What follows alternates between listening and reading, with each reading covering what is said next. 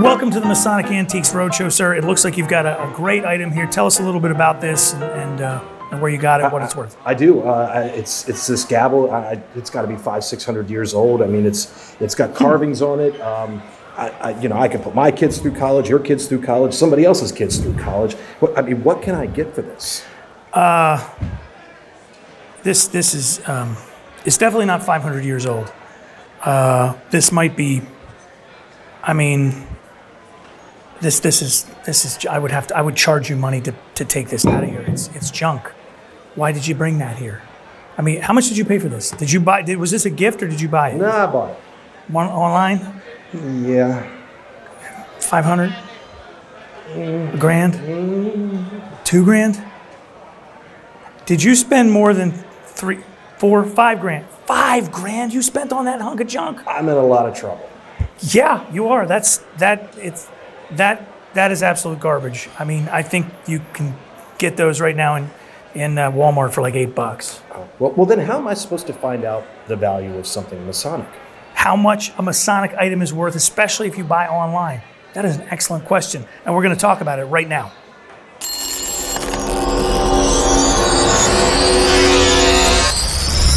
Welcome to the Scottish Rite of Freemasonry channel. I'm Maynard Edwards, 32nd degree KCCH, your host here on the channel. Before we go any further, make sure you subscribe. We really want to cross that 5,000 mark.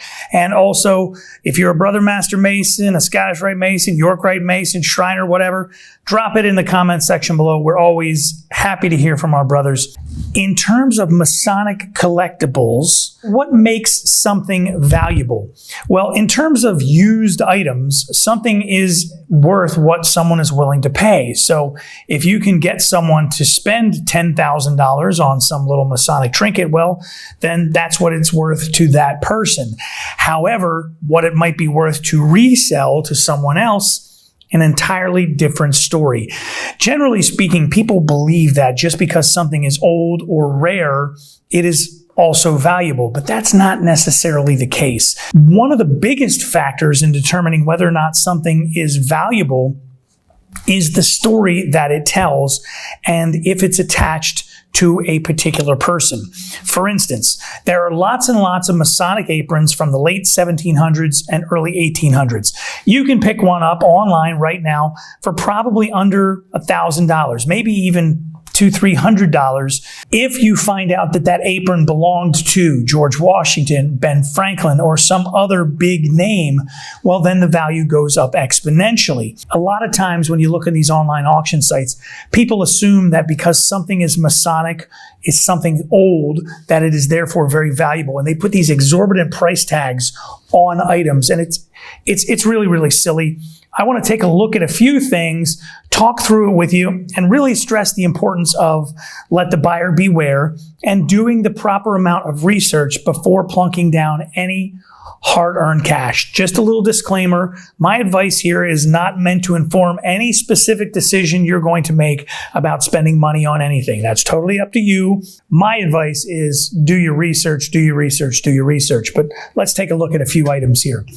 I've got 3 that I picked out here, and I went to eBay and I just searched the term Masonic Antique, and I'm picking out a couple of items here that are of interest.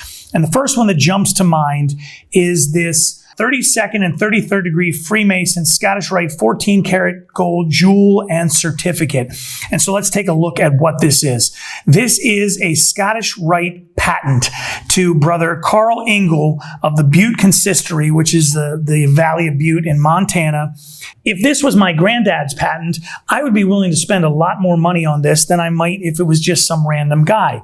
If I was a member of the Butte Valley, this might be more valuable to me. I might be willing to spend a few more bucks on this than if, again, it was just some random guy. And we can actually look up Brother Carl's actual membership record. Brother Carl was a very active Scottish Rite Mason because he became a 33rd degree. So we know he got those honors. We know he was a KCCH or a Knight Commander of the Court of Honor, a busy guy. In this photo, we see his 33rd degree jewel and his patent, which is pretty neat because it's got all these signatures on it. These were other 33rds that he ran into, or he had them sign it in different times, different occasions, which was a pretty cool thing to do. We also see the actual signature of John Henry Coles, who was the Grand Commander at this time of the Scottish Rite, and he's actually interred. His body is buried here inside the house of the temple. So a couple of cool things about this, and there's his KCCH jewel, his 33rd jewel, and they look like they're in excellent condition, 14 karat gold. So is this worth money? Well, again, it depends. If I was Brother Carl's grandson or great-grandson, yes, I'd pay a few bucks for this. But in terms of, is it worth $15,000? Absolutely not. It's not worth $15,000 because when you think about it, even right now, there are over 130,000 Scottish Rite Masons in the southern jurisdiction in the United States, which means there's 130,000 of these patents out there on walls right now. That's not even thinking about the hundreds of thousands of men who have been Scottish Rite Masons throughout these many decades, years, centuries. So there are hundreds of thousands of these Scottish Rite patents all over the place. So it's not rare. It's got John Henry Cole's signature on it, but if it, for instance, had Harry Truman's name on it or some other extraordinary Mason, then perhaps it would be worth a few extra dollars. But generally speaking, it's not worth very much at all in terms of the two patents. They aren't worth more than just a few bucks. Combined, I wouldn't pay more than $30 or $40 for them. Now, the jewels are a different story. If they are indeed 14 karat gold, they have some value, but again, not more than a few $100s. So if you're looking at this price tag of $14,999, there's no way that anybody's going to pay that kind of money. And if you do, yeah, I've got some bridges I'd like to sell you, but I'd say a better price for this would be somewhere between $300 and $400. That's just my personal guess. And if you've got a better guess on this one, guys, I'd love to hear it. This is not incredibly rare, and early 20th century, it's not really even that old. So 15 grand for this? No thanks. Let's check out something that might have some very significant value. I want to go to this antique Masonic Knight 32nd degree diamond onyx 14 karat gold pendant medallion. And this is listed at the bargain price of $70,777.99. Can you believe the deal? Just at a glance, this looks like it's a watch fob, which means it's at the end of a pocket watch. You know, a pocket watch has a chain. This is the little ornament on the end of that chain. On one side got Knights Templar stuff, and on the other side has Scottish Rite stuff. And it looks like if you open it up, it has some council and chapter stuff on the inside. So some other York Rite emblems on the inside, aside from just the Knight Templar helmet. And I swear that Knight Templar helmet there, that looks like it opens, which is kind of cool in and of itself. It appears to have some precious gems in it. So here you can see pictures of this man testing what are the diamonds and the other jewels that encrust this thing. So it obviously has some real world value, because if those diamonds are what they say they are, then yeah, this is going to have some cash value. Looking at it, it looks like early 20th century, maybe late 19th century. So anywhere from late 1800s into the early 20th century, it would be my guess. Does it have any history on it here? No real history on it, but if it's gold and it has rubies and it has the diamonds that it says it has, and as intricate as it is, yeah, this is worth a few dollars. This would be one of those things you'd really want to do your homework on to find out what it's worth. I sincerely doubt it's worth 70 grand, but it could be worth 5 or 10 grand. And if this is the kind of stuff you like to collect and you're into rubies and diamonds and all those kinds of things, I mean, this is a pretty cool looking piece. Again, I don't think it's 70 grand cool, but this is a case of you're going to want to do your research, find out exactly how much a 0.15 carat weight ruby is worth. and exactly how much those diamonds would be worth and do a little math on it, come up with a price, and then, kind of ballpark it. But 70 grand seems a little high. So let's go to something that might actually be spot on. And this is a Masonic Knight Templar sword and scabbard, circa 1880s. It says rare, superb condition. So let's look at a couple of the pictures.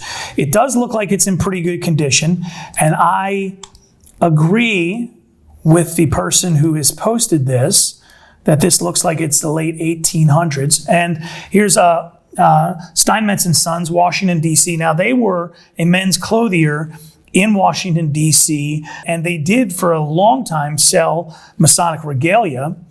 So let's take a look. And there's what I was looking for. This is the commandery that it was made for, commandery number 4, Knights Templar. So that's the name. Hopefully, it's a little tough to see with the glare. Hopefully the man has the information in the description, and he does. Look at this. So, enormously rare design. Doesn't look like it's that rare of a design to me. Thousands of swords have passed through his hand. Only one of them has. So he's basically saying that he thinks this is very rare. I don't think this is terribly rare, but it's still a pretty cool sword, and it is from Brother Alex McCarricar, M-C, well, it's got his name here. I'm not going to spell it for you. We've got enough information on this sword to do a little research on this brother and find out his story. So let's see if this guy has the story on here. Alexander McCarricar, born in Scotland, 1831, Gardner and the Duke of Atholl. Not only do you have the sword, but you've got the name of the guy it originally belonged to and was made for, and it's in good condition. It's, about 100 years old, give or take, a little bit more than that. And then this is a really cool sword that is for sale. And the price on this thing, $129 right now. Now, it looks like this is still an auction, so it could go for more than that. But you've got the sword, you've got the story, you've got the brother's information, so you can check it out. And, the price is right. So, absolutely, all day, $130 on this sword. Let's take a look at one more thing, and another little buyer beware type of thing. This says, this is crazy. 17th century, so we're 17th century means 1600s. Rare Masonic Temple main door masterpiece lock. So this is a lock that they are saying came from a Masonic lodge door. So let's take a look at this bad boy, supposedly from the 1600s. I don't think this particular item is a Masonic artifact. I think this particular item... That's a fugazi. How do you know it's a fugazi? You looked at it for 2 seconds. Well, it's a fake. Is old, it's cool, it has some unusual symbols and designs on it, and people are just assuming because it's old, it has Masonic relevance, and I would say it does not.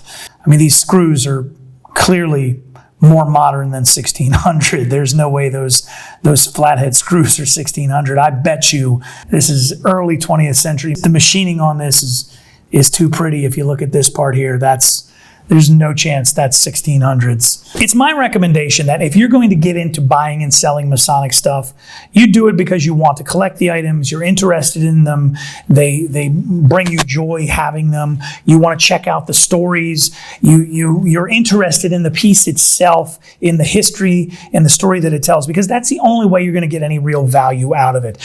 If you're looking to buy and sell Masonic stuff to make money, there's really not a ton of money in it. Before you spend money on anything, again, do your research, do your research, do your research.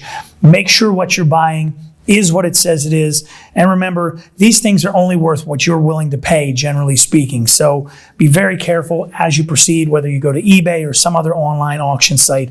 Again, research, research, research. Thanks for watching. If you've got questions, comments, ideas, please drop them in the comments section below. And don't forget to subscribe. And again, don't take my advice on spending money. Do your own research. I'm Maynard Edwards, 32nd degree, KCCH, Scottish Rite Freemason. I'll see you next time.